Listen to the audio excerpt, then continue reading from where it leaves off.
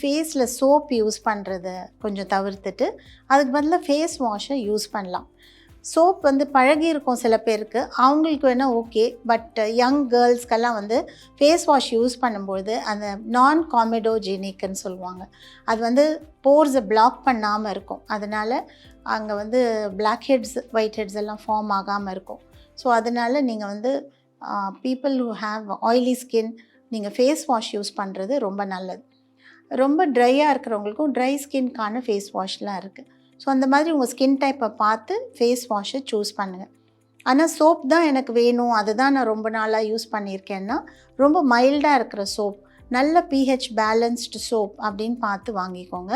இதில் ஈவன் ஃபார்மசியில் கூட கிடைக்கும். நீங்கள் pH பேலன்ஸ் உள்ள சோப், pH பேலன்ஸ் உள்ள ஷாம்பூஸ் அந்த மாதிரி கேட்டு வாங்கினீங்கன்னா உங்களுடைய ஸ்கால்ப், உங்களுடைய ஸ்கின்னோட pH கரெக்டாக மெயின்டைன் ஆகிட்டே வரும். சில பேர் வந்து ப்ராடக்டில் பேரே இல்லாத ப்ராடக்டெல்லாம் யூஸ் பண்ணுவாங்க. ஃபார் எக்ஸாம்பிள் ஒயிட்டனிங் க்ரீம் அப்படின்னு யாரோ யூஸ் பண்ணி நல்லா வெளுப்பாக இருப்பாங்க. அதை பார்த்து எனக்கும் அதே வாங்கி கொடு, இல்லைன்னா எங்கே கிடைக்கும் அப்படின்னு கேட்பாங்க.